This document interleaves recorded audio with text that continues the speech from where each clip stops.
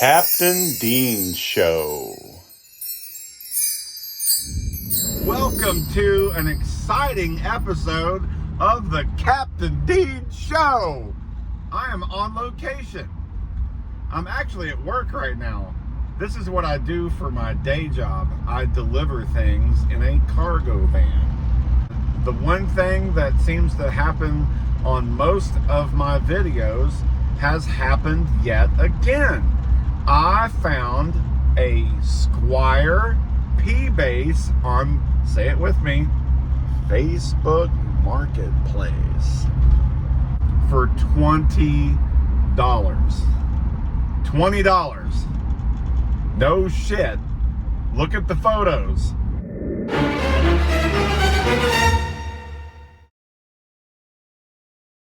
I went back and forth with this guy talking about what is it? What has it got? Is there anything wrong with it?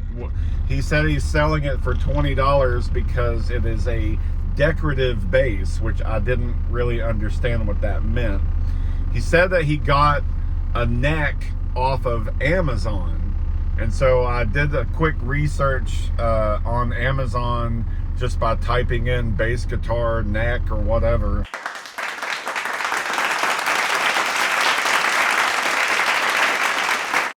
And yeah, there's some bass guitar necks for sale on Amazon. Now, they look like Fender headstocks. They look, you know, of course the pictures look good, but I don't know what they are. I've never ordered one before. So anyway, he says it is a decorative bass. It doesn't work or it doesn't play. And I'm like, okay. But then I got some really good pictures of it. Because the one that he posted on the ad was kind of fuzzy and not good looking to inspect. So he sent me some more pictures. It is a navy blue body. It is a Squire P-Base body. And apparently it just has a different neck on it. So I am on my way there right now because his where he's at to get it from is actually really close to a place I just left. And so anyway, I thought it would be cool to make a video in this fashion. This is what happens when you sell a bass guitar for cheap in my area. I am a fucking delivery driver. I can come straight to you and get it. When you post a bass guitar for sale for $20, I am going to buy it. So on my way there now, and we'll check it out as soon as I get it and take a video and see what we got and then get it home and have a better look at it. All right, I just got a $20 bass. Take a look. Huh?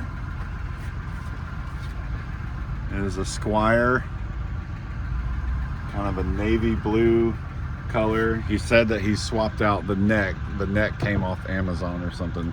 So off the bat, doesn't look too bad to me. And there it is, my newly acquired $20 Squire bass with a Amazon neck. 20 bucks. And there you go. That's how I do it. I find it, I message about it. They most of the time will immediately message me back, and in this case, like several other bases I already have, they were like, hey, cool, I'll hold on to it. And I always give the speech like, hey, I'm interested, I'll come get it. I couldn't get it yesterday because I had stuff going on, but I was like, I'm a delivery driver, I'm all over the city, and I can easily come pick it up tomorrow. And the guy was like, yeah, sure, no problem, I'll hold it for you. And he did. $20. I just, it boggles my mind that people don't even try to sell them for like $50 or $60, but $20 for that bass. And based on my immediate look over, it's not in terrible shape or anything, and it might just need some minor work done, but you know me, I'm gonna tear it apart and paint it probably and customize it and make it look cool. So that, ladies and gentlemen, is exactly how I have acquired so many guitars so quickly. All I do is look them up and get them. There you go. Now, it wasn't that long ago I got this giant box of spray paint from my good friend Alan Corona, and there is a very, very good possibility that there is a color in that box that will go on this bass guitar that I just picked up for $20. I'm absolutely blown away by this. It is so amazing to me that I find these things on a regular basis for so cheap. But I'm thankful, and if I was smart, I would start buying cheap guitars and fixing them up and selling them. But unfortunately, I'm not smart, and I want to hoard and own all of them and make them look cool and have the greatest bass guitar, cheap bass guitar collection in the world. Anyway, I'm Captain Dean. I better get back to work, and I will get back with you later when I take this bass home and pull it apart and see what we're looking at. Woo!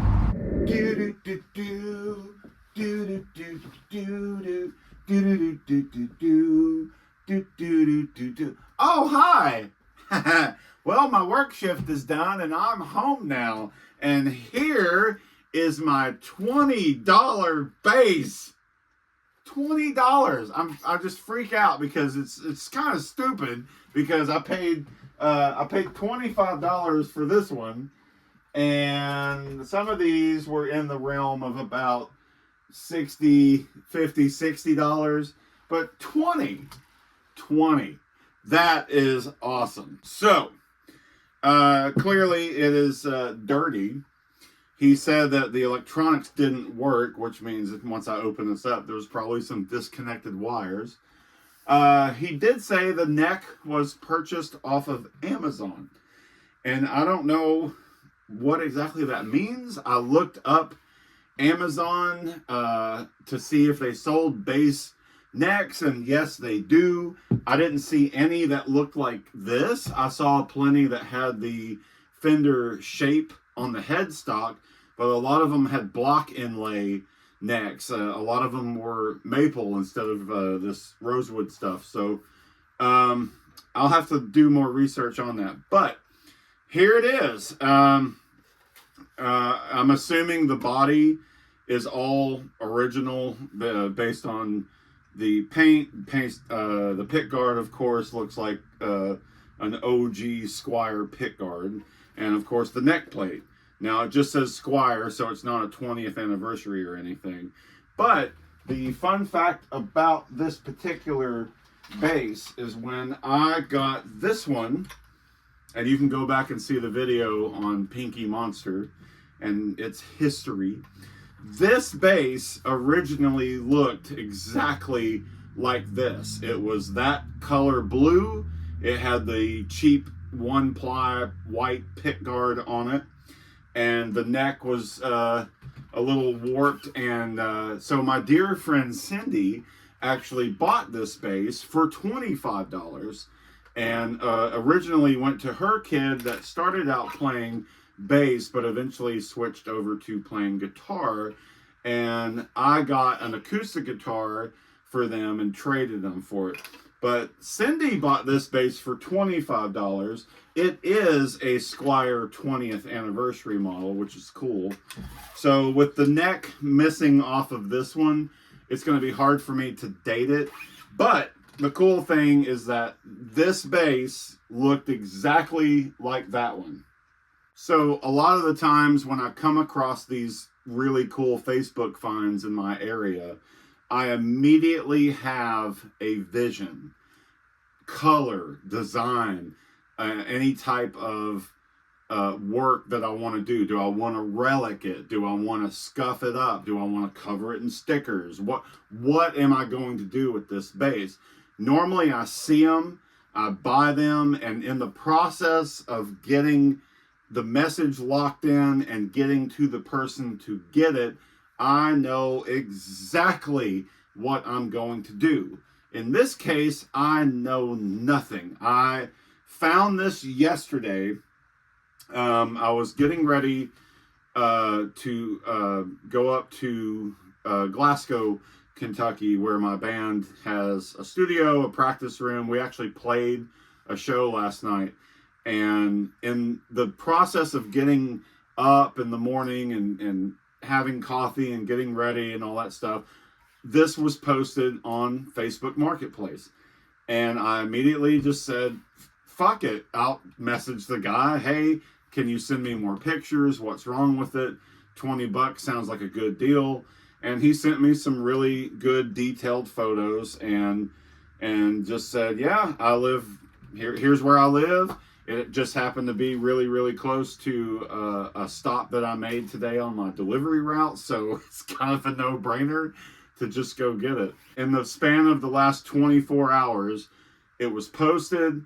I messaged him and he saved it for me, and now I have it. So it happens that fast. And this is not the first time I've done this. I've done this a lot. I have no idea right now what I'm going to do to this space.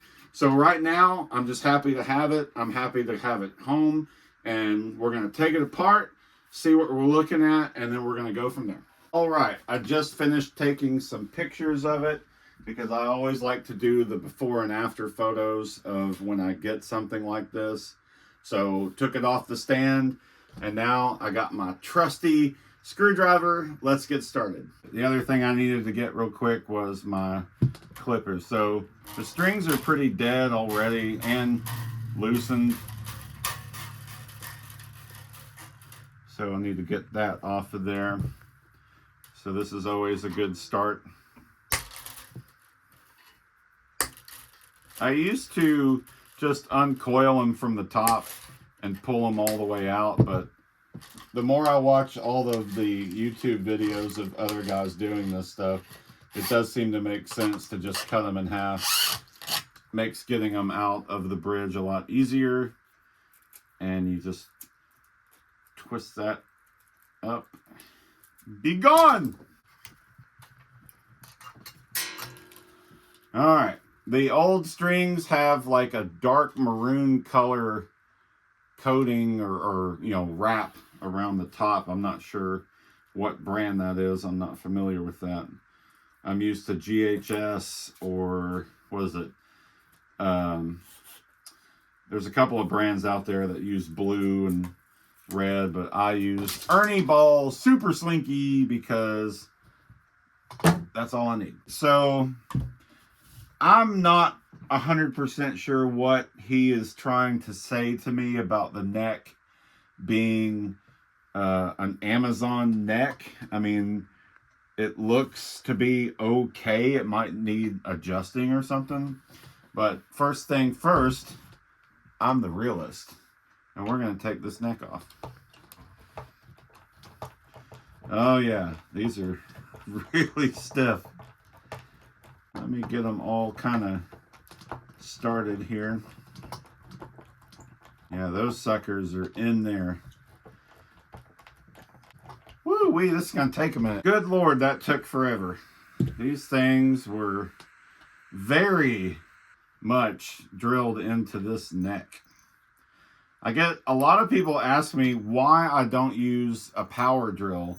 And the reason is because I like to be old-fashioned and hands-on. I like to just get in with this stuff and mess with it. So, there you go.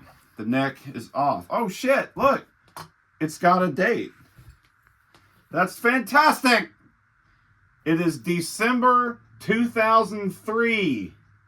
So now I know that this is a Squier bass from 2003. That is fantastic. The neck, the mystery neck, the Amazon bass guitar neck, it has no stamp on it. I don't see any indication of exactly what this is, where it came from. There's nothing. The only thing I will say is it looks great. It looks fine. The tuners are in really good shape. Everything looks fantastic. But right here, the little stripe where the truss rod and stuff all, there's a little bit of a bulge right here, and it could just be that this is popped up a little bit. I'm hoping that whoever had this didn't tweak it too hard and break the truss rod, but the neck is straight. I don't see any bowing, really. I don't see anything out of the ordinary, if that's the better way to put it. So there you go. The neck is right there. Now it is time to really get in here and see what we got. Well, that was easy. The knobs come right off, which is good. So let's dig into what is wrong with the electrical problems that he spoke of. The other thing I'm very interested in doing right now is getting this gutted and cleaned off very quickly, because it is covered in like dust and cat hair, and I can already feel a sensation in my throat, and it is not from a York peppermint patty, but it should be. Come on, you motherfucker. The weird thing about Squier to me is that there's really no pick guard that lines up. There's no exact like alike thing that I've ever come across. So it's always fun to work on these things because you never know what you're going to get. All right, the big reveal. Let's see what's going on with the electronics. Well, there's your problem right there. It ain't connected. Well, that's an easy fix. All right, so here's the ground wire. Here are the two green wires that would connect the volume and the tone together, and it looks like the tone is here, or yeah, the tone is up front, the volume is in the middle, and then the pickup wires are clean cut. Again, the advertisement said that this was a decorative bass, and when I got it, he said, yeah, it wasn't playable, so I hung it on the wall. Or it was just, he slapped the neck on it, and it was made to be a decorative piece. And if there's anyone else out there that wants to sell a decorative piece bass, Captain Dean, right here in Bowling Green, Kentucky. I'm very close by to Scottsville, Kentucky, Franklin, Kentucky, Cave City, Glasgow, Morgantown. What am I missing? I'm really close to Tennessee. Let me think. 10, 15-minute drive. That direction is the state of Tennessee. So there you go. The answer, my friend, is the wires were cut in the wind. So that was an easy thing to figure out. Now I'm starting to understand why people in these videos use power drills, because they can do it much quicker. But I have the tool of speeding up. Go faster! All right, the bridge is off. The bridge is covered in cat hair. There we go. Now, I'll pull out the ground wire while I'm here. And there you go. It is that simple. I know that I have enough bass guitars. I know that. I also know that I have plenty of P-bass guitars. I know that. Don't think that I don't know that. I'll put it to you this way. If people would put an Epiphone SG or an Epiphone, say, Thunderbird, what if I came across something cool like a Kramer Striker bass, or more, if I came across more jazz basses or Jaguar basses, I would probably buy those. If they were $20, I would totally buy them. But I don't ever find like an SG or a Thunderbird or a Flying V, any kind of Gibson type bass guitar. I never see that on there for less than what it's worth. You know, usually $300 to $500, maybe even $800. I can come across that stuff. pretty regularly, but I find this shit all the time. And that's why this episode was so fun, because you got to see that my stories that I tell on how all of these bases have come to light are true. And I wanted to actually have a moment to do that. Well, there you go. That concludes episode 1 for this particular base. I can't really go any further with it at this point. It is still winter time. It is February right now, and I can't paint, but I can at least do some things like sand and work on things like work on the neck and see what's going on with that.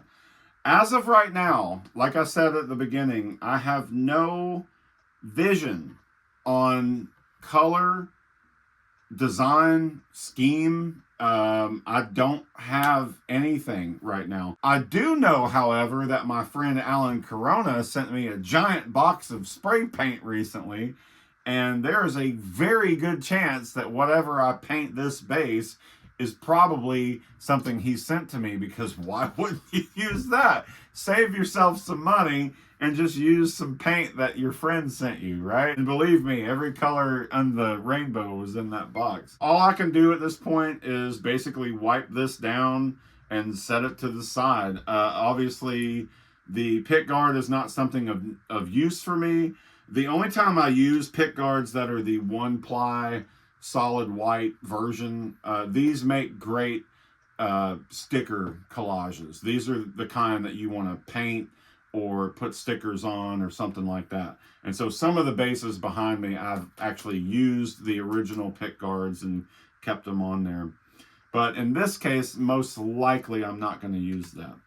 There's a lot of themes I've done. Obviously, I've done a few bases now that have the clear acrylic pick guard so that you can see the body underneath it.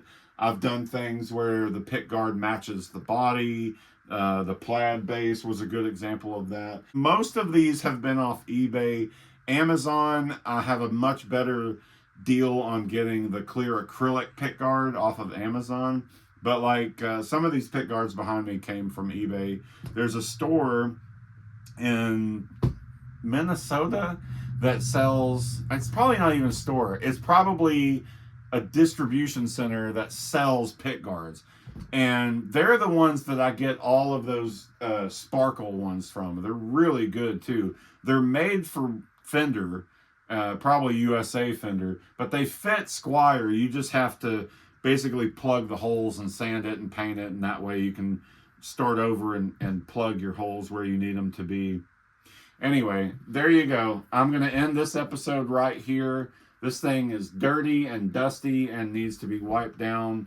And I'll just kick off where I'm leaving here and start the body prepping. I'll sand it.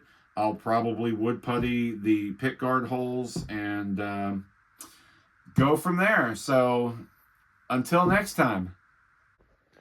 All right, I went ahead and took some 409 and a paper towel to wipe off the dust, especially because it has a lot of cat hair in it.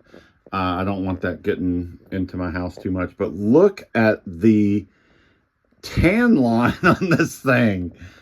Good Lord. So, in a weird way, I don't know if it is visible or not, but it seems to me like underneath the pick guard and the bridge, very much navy blue. And then if you flip it over, the back definitely looks like navy blue. But when you get to the front, like sides and stuff, it's almost like that. It's almost like it got sun, like it's been sitting in front of a window or something. I've seen this on occasion with like, especially like white guitars and red guitars, you know, they kind of turn orange and stuff, but this is definitely weird for a blue guitar. Anyway, I just went ahead and wiped it real quick just to get all that off of there. Based on that, I'm definitely sanding it and going to paint it something else. But now I will end the video. Part 2 coming up soon.